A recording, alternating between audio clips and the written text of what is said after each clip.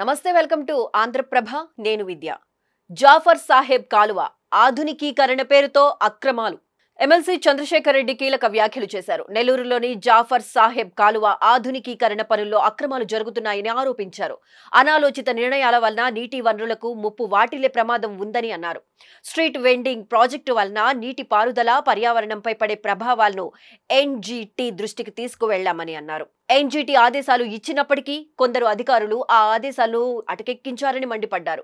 ఈ కాలువపై street vending ప్రాజెక్టుకు అనుమతి ఇవ్వడం వలన పలు ఇబ్బందులు తలెత్తుతాయని చెప్పారు. ఈ క్రమంలోనే అభివృద్ధిని ప్రోత్సహిస్తాం కానీ దాని పేరుతో అక్రమాలు చేస్తే ఊరుకునేది లేదని స్పష్టం చేశారు.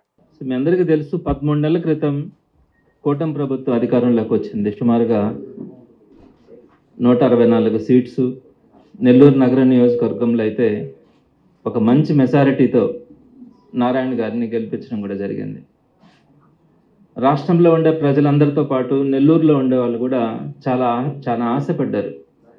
నారాయణ గారు ద్వారా మంచి జరుగుతుంది, ఒక మంచి ప్రజలు, సామాన్యమైనటువంటి ప్రజలకు కానీ పేదలకు కానీ అభివృద్ధి విషయంలో కానీ అన్నింటిలో కూడా ఒక మంచి గుడ్ గవర్నెన్స్ వస్తుంది అని చెప్పి చాలామంది ఆశపడ్డారు.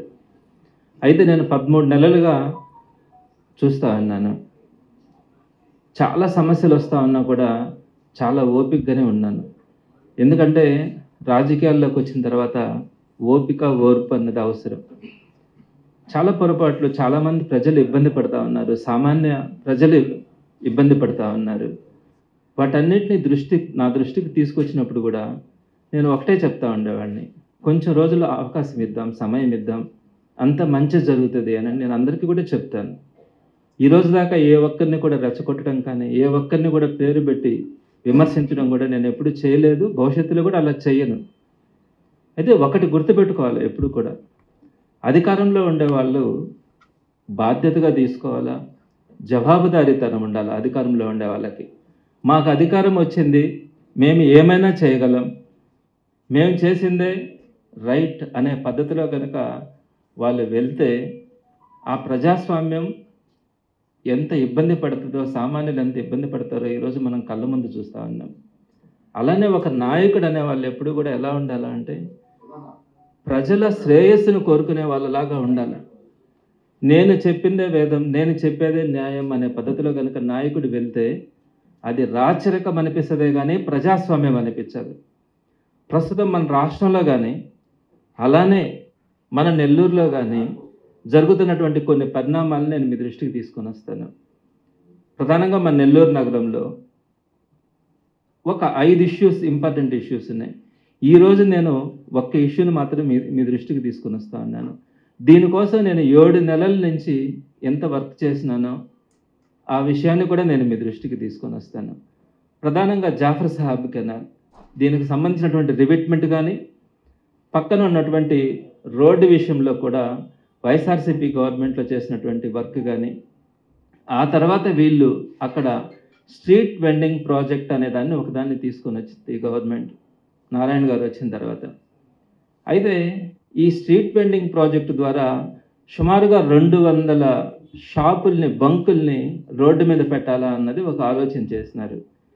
నేను ఈ పరంగా 2 పాయింట్స్ చెప్తాను. ఒకటి, దాన్ని డెవలప్మెంట్ అనాలనా లేకంటే సంక్షేమం అనాలనా. డెవలప్మెంట్కైనా నేను వ్యతిరేకం కాదు, నేను దాన్ని ప్రోత్సహిస్తాను కూడా. సంక్షేమమైన పేదల కళ్ళలో ఆనందం కనపడుతుందంటే మనం ఎంత దూరమైనా దిగాల, ఎన్ని బాధలైనా పడాలా, వాళ్ళు సంతోషంగా ఉండాలా అని ఏ నాయకుడైనా ఏ రాజైనా కూడా కోరుకుంటాడు కూడా. సో అట్లా అది అభివృద్ధి అయినా సంక్షేమమైనా ఏదైనా కూడా తప్పకుండా వైఎస్ఆర్సీపీ తరఫున వారిని ప్రోత్సహించడం కానీ దీని మీద ఎలాంటి డిస్కరేజ్ చేయడం కూడా ఉండదు. అయితే ఇక్కడ నేను ఒక ప్రజాప్రతినిధిగా నాకు ఒక బాధ్యత ఉన్నప్పుడు, ఒకవేళ ప్రజలకి కష్టం జరుగుతూ ఉందన్నా, ప్రజలకి ఇబ్బందులు కలుగుతూ ఉన్నాయన్నా, మాకు అధికారం లేదు కాబట్టి అధికారంలో ఉన్న వాళ్ళు అలాంటి తప్పులు చేస్తూ ఉన్నప్పుడు వారి దృష్టికి తీసుకెళ్లాల్సిన అవసరం అయితే ఉంటుంది. కాబట్టి ఈ జాఫర్ సాహెబ్ కెనాల్ పక్కన జరుగుతున్నటువంటి స్ట్రీట్ వెండింగ్ ప్రాజెక్టులో జరుగుతున్నటువంటి అనేకమైనటువంటి ఇబ్బందుల్ని ప్రభుత్వం దృష్టికి తీసుకెళ్ళడానికి ప్రయత్నించాను.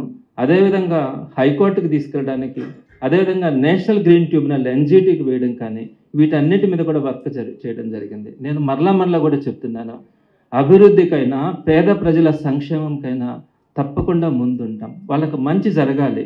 కానీ ఇక్కడ జరుగుతున్నటువంటి ప్రాబ్లమ్స్ నేను ఏ విధంగా తీసుకెళ్ళాననే విషయాన్ని మీ దృష్టికి తీసుకొని వస్తాను.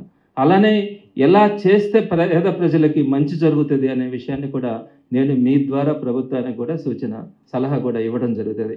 ప్రధానంగా ఈ జాఫర్ సాహెబ్ కెనాల్కి వచ్చేటప్పటికి సుమారుగా లాస్ట్ గవర్నమెంట్ అంటే ఈ జాఫర్ సాహెబ్ కెనాల్ మీకు తెలుసు, పెన్నా నది నుంచి నెల్లూరు సిటీ నియోజకవర్గం మీదుగా 4 మండలాలకి ఈ జాఫర్ సాహెబ్ కెనాల్ అనేది ప్రవహిస్తూ ఉంది.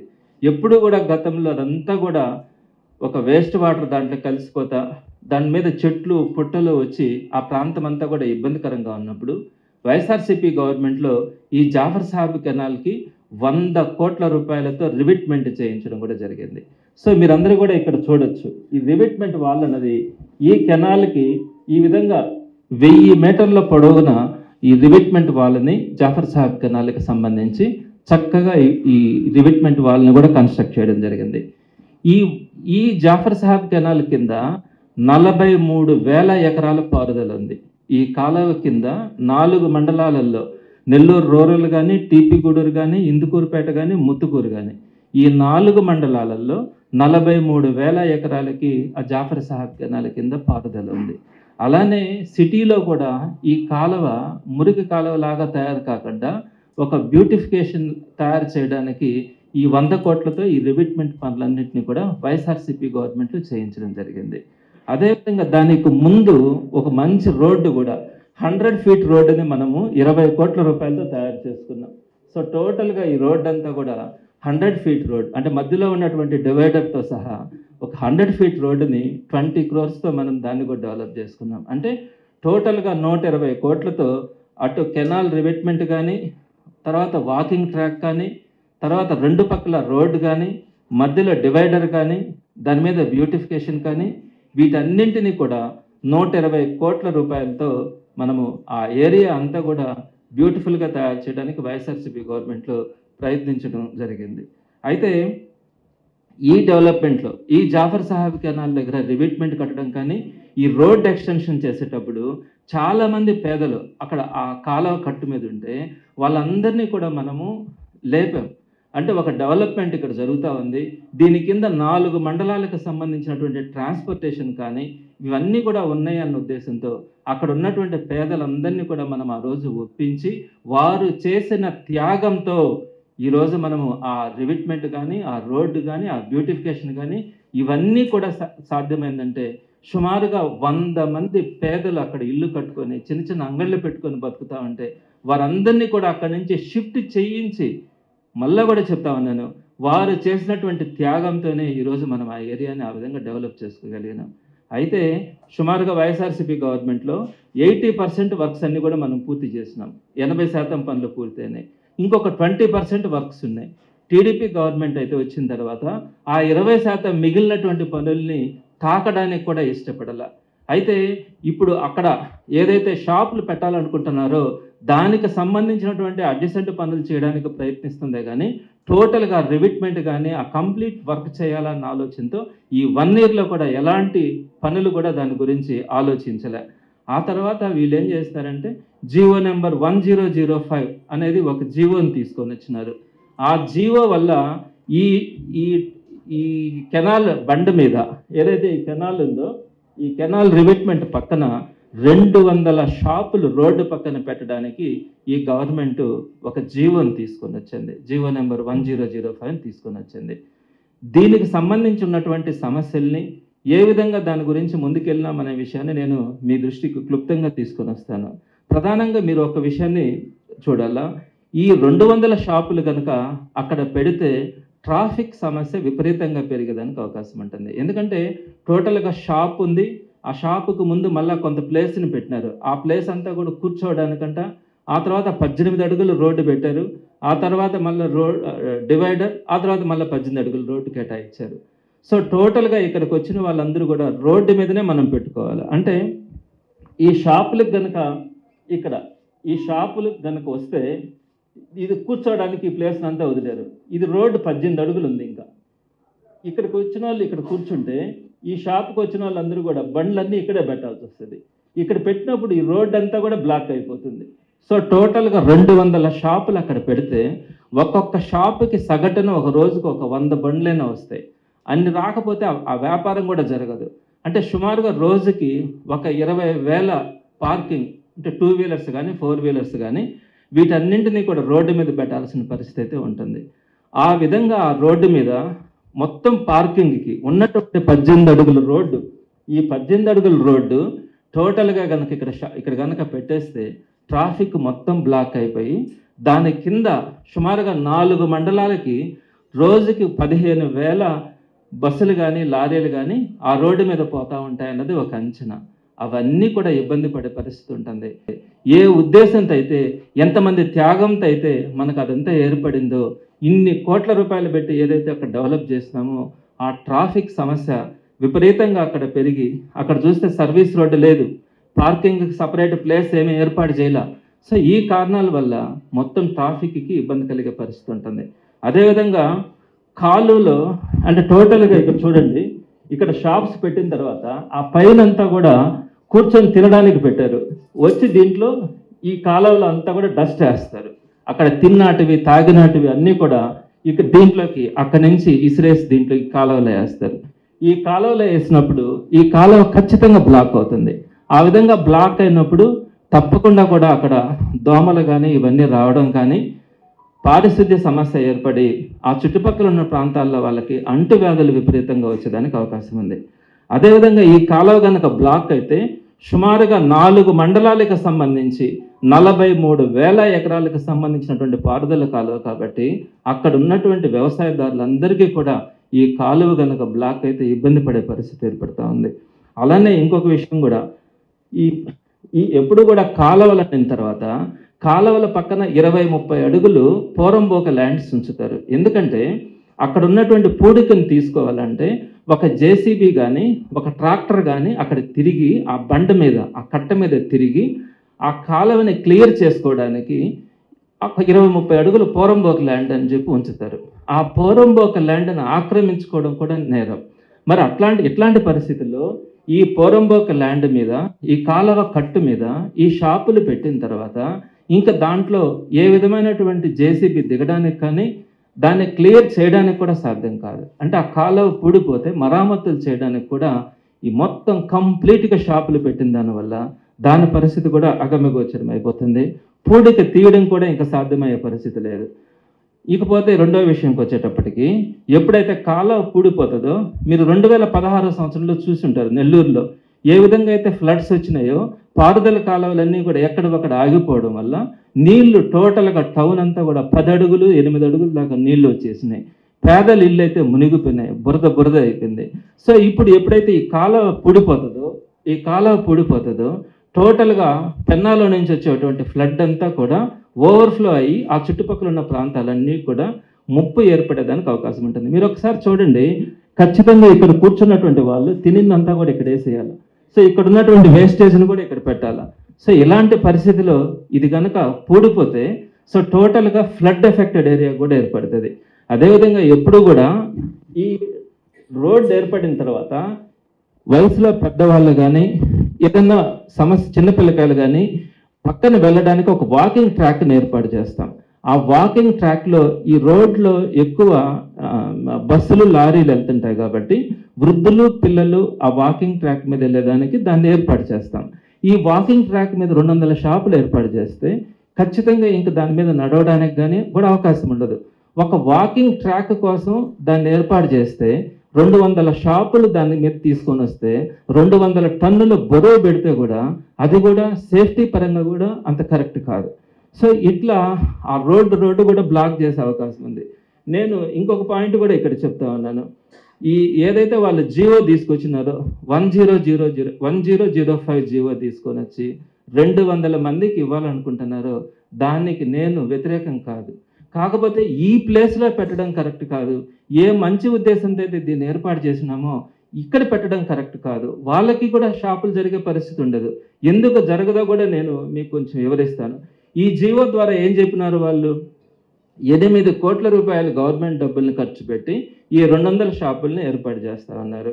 సో ఇక్కడ నేనేం చెప్తానంటే, సుమారుగా ఈ స్ట్రీట్ వెండింగ్ ప్రాజెక్ట్ అని దీనికి పేరు పెట్టినారు. ఎప్పుడు కూడా ఈ స్ట్రీట్ వెండింగ్ ప్రాజెక్ట్స్ ఎక్కడ పెడతారంటే, 2 రకాల ట్రాఫిక్స్ ఉంటాయండి. జనరల్గా ఎప్పుడు కూడా ట్రాఫిక్ అంటే ఫుట్ ట్రాఫిక్, అంటే పాదాచారులు ఎక్కువగా తిరిగేటువంటి ప్రాంతాన్ని ఫుట్ ట్రాఫిక్ ఏరియా అంటాం. అలా కాకుండా మామూలు ట్రాఫిక్ అంటే బస్సులు కానీ, లారీలు కానీ, అదేవిధంగా 2 వీలర్స్ కానీ ఎక్కువగా తిరిగే వాటిల్ని అది మామూలు ట్రాఫిక్ ఏరియా అంటాం. సో ఎప్పుడు కూడా ఇలాంటి స్ట్రీట్ వెండింగ్ ప్రాజెక్ట్స్ అన్నీ కూడా ఎక్కడ పెట్టాలా అంటే, ఫుట్ ట్రాఫిక్ ఎక్కువగా ఉండే ఏరియాస్లో పెట్టుకుంటారు. ఫుట్ ట్రాఫిక్ ఏరియాలు అంటే ఆర్టీసీ బస్ స్టాండ్కి సమీపంలో కానీ, రైల్వే స్టేషన్ సమీపంలో కానీ, పార్కుల సమీపంలో మనకు చాలా పార్కులు డెవలప్ అవుతున్నాయి. పార్కులు కానీ, సినిమా థియేటర్ల దగ్గరగా ఉండే దగ్గరలో కానీ, మాల్స్కి దగ్గరలో కానీ, ఇలాంటి వాటిల్ని ఎక్కువ ఫుట్ ట్రాఫిక్ ఉంటుంది అని అంటాం. ఫుట్ ట్రాఫిక్ ఎక్కువగా ఉండే దగ్గరలో కనుక ఇలాంటి ప్రాజెక్ట్స్ని కనుక పెట్టగలిగితే ఆ పెట్టుకున్నటువంటి షాప్స్కి కూడా బిజినెస్ జరిగేదానికి అవకాశం ఉంటుంది. అలా కాకుండా ఏదైతే ఇప్పుడు మనం ఈ డీవియేషన్స్ అన్నీ ఒకవైపు, ఇప్పుడు మనం ఏదైతే డిస్కస్ చేసినామో ఇవన్నీ ఒకవైపు, ఇక్కడ తీసుకొని వచ్చి రోడ్డు పక్కన ఇక్కడ హెవీ ట్రాఫిక్ అంటే బస్సులు కానీ, లారీలు కానీ, 2 వీలర్స్ కానీ ఒక్క నిమిషం కూడా అక్కడ ఆగే పరిస్థితి ఉండదు. అలాంటి ట్రాఫిక్ ఉండే ప్రాంతంలో ఇలా 200 షాపుల్ని ఒకే దగ్గర పెట్టడం వల్ల అటు ఆ షాపులు మారుమూల ప్రాంతం, అది కూడా ఒక కార్నర్ నెల్లూరులో జరిగేదానికి అవకాశం ఉండదు. ఆల్మోస్ట్ అన్నీ కూడా ఫుడ్ కోర్ట్సే. ఎంతమంది అని వెళ్ళి తింటారండి అక్కడికి వెళ్ళి? ఏమన్నా అర్థం ఉందా? కొంచెమైనా ఆలోచిస్తూ ఉన్నారా? సో ఇట్లాంటి ప్లేసెస్లో పెట్టడం కరెక్ట్ కాదని మాత్రం తెలియజేస్తూ ఉన్నాం. అదేవిధంగా మీకు నిజంగా చిత్తశుద్ధి ఉండి పేదలకు ఇవ్వాలా అనుకుంటే నగరం మొత్తం తీసుకోండి, ఒక 8 భాగాలలో ఒక్కొక్క దగ్గర 50 షాపులు పెట్టండి. ఆ 50 షాపులకు సంబంధించి మీరు ప్రొవిజన్స్ అన్నీ వాళ్ళకి కావాల్సినటువంటి ప్రతిదీ ఇవ్వండి. అలానే అక్కడ కూడా ఒక 50 షాపులు కావాలనుకున్నా కూడా పెట్టండి. అక్కడక్కడ ఆ 50 షాపుల్లో కూడా ఎవరికి ప్రయారిటీ ఇవ్వాలంటే మీరు ఒకసారి ఆలోచించండి. అక్కడ ఎవరైతే నిర్వాసితులు ఉన్నారో వాళ్ళని అక్కడి నుంచి మనం లిఫ్ట్ చేసినాం, వాళ్ళకి ఈ రోజు దాకా కూడా ఏ విధమైనటువంటి కాంపెన్సేషన్ ఇవ్వాల. పాపం వాళ్ళు రోడ్డు మీద ఉన్నారు. ఆ 50 మందికి అక్కడ కనుక వాళ్ళకి ఇచ్చి ఇంకొక 50 మందిని చొప్పున నెల్లూరు కార్పొరేషన్ మొత్తం మీద అక్కడక్కడ కూడా ఇట్లాంటివి కనుక డెవలప్ చేస్తే వ్యాపారాలు జరుగుతాయి, చూడడానికి కూడా అందంగా ఉంటుంది, అవసరానికి కూడా ఎవరికైనా ఏదైనా కావాలనుకున్నా కూడా ఇది బాగుండే అవకాశం ఉంటుంది. అంతేగాని తీసుకొచ్చి మొత్తం మీద ఆ ఏరియానంతా కరప్ట్ చేయడం కానీ, పెట్టుకున్న వాళ్ళకి ఎట్లాంటి బిజినెస్ జరగకుండా చేయడం అంటే, ఇది ఆలోచించకుండా మీకు అధికారం ఉందని, మీ చేతిలో అధికారం ఉందని, మేము ఏం చెప్తే అది జరుగుతుందని మీరు తీసుకుంటున్నటువంటి నిర్ణయాల వల్ల, ఇలాంటి అనేక నిర్ణయాల వల్ల ఈరోజు నెల్లూరు ఇబ్బంది పడుతూ ఉందన్నది వాస్తవం. నేను ఆ ఇబ్బందులను కూడా నేను మీ దృష్టికి తీసుకొని వస్తాను. అదేవిధంగా నేను ఇంకొక పాయింట్ కూడా చెప్తా ఉన్నాను. మీకు ఒకవేళ ఇది కరెక్టే అని అనిపిస్తుంది, ఇది ఈ విధంగా చేయడం కూడా మీకు కరెక్ట్ అని అనిపిస్తే ఒక శాంపుల్ తీసుకోండి. మీకు చాలామంది స్టాటిస్టిక్స్ కదా, మీరు ఆ సార్ కూడా నారాయణ గారు కూడా ఒక స్టాటిస్టిక్స్ లెక్చరర్. ఒక శాంపుల్ తీసుకోండి, కొంతమందిని అక్కడ సెలెక్ట్ చేసి ఇది కరెక్టా, మనం చేస్తున్నటువంటిది ఈ విధంగా కరెక్టా అని అడగండి. ఆ ప్రాంతమే కాదు, దానికి కింద 4 మండలాలు కూడా ఉన్నారు, అక్కడ కూడా మీరు శాంపిల్స్ తీసుకునే పని తీసుకోండి. ప్రతి ఒక్కరు కూడా ఈరోజు బాధపడుతూ ఉన్నారు. ఏంటండి, రోడ్డు డెవలప్ అయితే ఆ రోడ్డు మీద తీసుకొని వచ్చి ఈ విధంగా షాపులు పెట్టేస్తే ఎట్లా జరుగుతాయి? టోటల్గా షాపుకి 18 అడుగులు కేటాయించారు. ఆ 18 అడుగుల నుంచి ఇంకొక 18 అడుగులు వాళ్ళు కూర్చోవడానికి, వాళ్ళకి సంబంధించిన వస్తువులు పెట్టుకోవడానికి పెట్టారు. దాని తర్వాత 18 అడుగులు మాత్రమే రోడ్డు ఉంది, మళ్ళీ డివైడరు, మళ్ళీ అటుపక్క ఒక 20 అడుగులు రోడ్డు పెట్టారు. సో టోటల్గా ఈ వచ్చిన వాళ్ళంతా కూడా రోడ్డు మీద పెట్టి రావాలి. దేనికి పనికొస్తుంది ఆ రోడ్డు? ఏ విధంగా కింద ఉన్నటువంటి 4 మండలాలకు కానీ, ఆ ప్రాంతంలో ఉండాలి కానీ ఏ విధంగా సౌకర్యంగా ఉంటుంది? మనుషులైనా తిరగలరా ఆ ప్రాంతంలో? చుట్టుపక్కల ఉండే వాళ్ళంతా కూడా ఆ విధంగా షాపులు పెట్టి పైన బార్ కౌంటర్స్ లాగా పైన అన్ని పెట్టేస్తే ఏ విధంగా ఆ ఏరియా డెవలప్ అవుతుంది, ఏ విధంగా ఆ ఏరియా బాగుపడుతుంది అన్నది మీరు ఒక్కసారి ఆలోచించుకోవాలా. మీకు ఎవరిచ్చినారండి అధికారం? ఈ విధంగా కనీసం ప్రజల అభిప్రాయాలు కానీ, ప్రజల మనోగతాలు కానీ తెలుసుకోకుండా రాజ్యంగా చేయడానికి మీకు ఎవరిచ్చినారు ఈ అవకాశం? ఇంకొక విషయం కూడా నేను తెలియచేస్తా ఉన్నాను, దీని వెనుక ఒక మంచి ఉద్దేశం లేదు, పేద ప్రజలకు ఇవ్వాలన్నది కాదు. నేను ఈరోజు మాట్లాడుతున్నది వాస్తవం మాట్లాడుతూ ఉన్నాను. ఎందుకంటున్నానంటే ఆ 200 షాపులు కూడా ఎవరైతే టీడీపీ ప్రభుత్వంలో నెల్లూరు నగర నియోజకవర్గంలో మహిళా శక్తి అని పనిచేసినారో వాళ్ళందరి కోసం ఆ 200 మందికి అక్కడ ఎంప్లాయ్మెంట్ అంగళ్ళు ఇవ్వాలన్న ఉద్దేశంతో వాళ్ళ దగ్గర ఉన్నటువంటి ఎంప్లాయీస్ 200 మందికి ఎంప్లాయ్మెంట్ కల్పించడానికి ఇచ్చినారే కానీ ఎక్కడా కూడా దీంట్లో పారదర్శకంగా నేను అప్లై చేయించినానండి. చూద్దాం అసలు వీళ్ళ ఆలోచన ఏంటో చూద్దామని చెప్పి నేను ఒక 300 మందికి అప్లై చేయించినాను. అప్లై చేసేటప్పుడు అధికారులు ఇచ్చినటువంటి రికార్డు కూడా నా దగ్గర ఉంది. వాళ్ళు మాట్లాడింది ఏంటంటే ఇవన్నీ మీకు ఎవరికి రావు, ఆల్రెడీ నారాయణ సార్ అందరికి ఫిక్స్ చేసేస్తున్నారు, వాళ్ళకే వస్తాయని చెప్పినారు. ఎవరు ఏంటిది? మీరు కావాలంటే మీకు ఉన్నాయి కదా, సంస్థలు ఉన్నాయి, వ్యవస్థలు ఉన్నాయి, వాటిల్లో ఇచ్చుకోండి ఉద్యోగాలు. పబ్లిక్కి సంబంధించినటువంటి ప్రాపర్టీస్, పబ్లిక్కి ఉపయోగపడాల్సినటువంటి ప్రాపర్టీస్ని ఎవరు మనకు అధికారం ఇచ్చినారు? ఏ విధంగా దాన్ని మనం దుర్వినియోగం చేస్తా ఉన్నాం? మన వాళ్ళ కోసం, నా దగ్గర ఉండే వాళ్ళ కోసం, నేను ప్రజాస్వామ్యంలో నాకు ఒక అవకాశం ఇచ్చినారని చెప్పి ఈరోజు నేను దాన్ని దుర్వినియోగం చేస్తే ఇది మంచి పద్ధతి అని అడుగుతా ఉన్నాను. దీనికి సంబంధించి నేను ఏ విధంగా ఈ గడిచిన 7 నెలలుగా నేను ఏ విధంగా వెళ్ళినాను అనేది నేను మీ దృష్టికి తీసుకొని వస్తాను. మొట్టమొదటిగా డిసెంబర్ 11వ తారీఖున ఒక పత్రికా ప్రకటన ఇచ్చినారు, చిన్నది, ఎక్కడ కూడా కనపడకుండా. వారం రోజుల లోపల అప్లై చేసుకోండి, మేము 200 షాపులు ఇస్తామని చెప్పినారు. అయినా కూడా నేను ఆ రోజు దీనికి సంబంధించి పంపించినాను. వాళ్ళు చెప్పినటువంటి మాటలు కూడా నా దగ్గర ఉన్నాయి. దీనికి సంబంధించి నేను వెంటనే వాళ్ళు 20/12/2024న జీవో ఇచ్చినారు. అంటే జీవో తీసుకొని వచ్చి ఎవరు అడ్డం రాకుండా దాని మీద పెట్టాలని చెప్పి అనుకున్నారు. ఈ పద్ధతి బాగలేదని వెంటనే అక్కడ కొన్ని షాప్స్ పెడితే నేను వాటిని చూడడం కానీ అక్కడ పరిస్థితిని అంతా చూసిన తర్వాత ఇది సరైనటువంటి పద్ధతి కాదని చెప్పి డిసెంబర్ 26వ తారీఖున నేను హైకోర్టుకి వెళ్ళాను. ఇది కరెక్ట్ కాదు, అన్ని రకాలైనటువంటి ట్రాఫిక్ సమస్యలతో పాటు పొల్యూషన్ సమస్యలతో పాటు నేషనల్ గ్రీన్ ట్రిబ్యునల్కి సంబంధించినటువంటి దీనికి కానీ మొత్తం అన్ని రకాలైనటువంటి సమస్యలు దీని మీద ఉన్నాయని చెప్పి నేను హైకోర్టుకి వెళ్ళాను. ఆ తర్వాత హైకోర్టు కూడా వాయిదాలు పడతా ఉంటే జనవరి 22వ తారీఖున కలెక్టర్తో పాటు 6 మందికి నేను స్వయంగా వెళ్ళి లెటర్స్ ఇచ్చాను. సార్ దీనివల్ల ఈ సమస్యలు వస్తాయని చెప్పి జనవరిలో చెప్పినాను. అప్పటికి కూడా నాకేం రెస్పాన్స్ రాకుండా వాళ్ళు వెంటనే జనవరి ఎండింగ్ లోపల 200 షాపులు ఇవ్వాలనుకున్నారు. నేను అప్పుడు వెంటనే నేషనల్ గ్రీన్ ట్రిబ్యునల్కి ఫిబ్రవరి 19వ తారీఖున ఉన్నటువంటి సమస్యలన్నింటినీ కూడా తీసుకుని వెళ్ళడం జరిగింది. దీంట్లో నేను 6 మెంబర్స్ని రెస్పాండెంట్స్గా పెట్టాను. ఒకటి ఆంధ్రప్రదేశ్ గవర్నమెంట్ కానీ, అలానే మిషన్ డైరెక్టర్ మెప్మా కానీ, అలానే డిస్ట్రిక్ట్ కలెక్టర్ని, కమిషనర్ని, ఎన్విరాన్మెంటల్ ఇంజనీర్ని, అలానే సూపరింటెండెంట్ ఇంజనీర్ని, ప్రాజెక్ట్ డైరెక్టర్ మెప్మాని, ఈ 9 మందిని కూడా పార్టీలుగా చేర్చి నేషనల్ గ్రీన్ ట్రిబ్యునల్కి వెళ్ళాను. వెళ్ళిన తర్వాత వాళ్ళు వెంటనే ఏప్రిల్ 4వ తారీఖున ఒక రెస్పాన్స్ ఇచ్చినారు.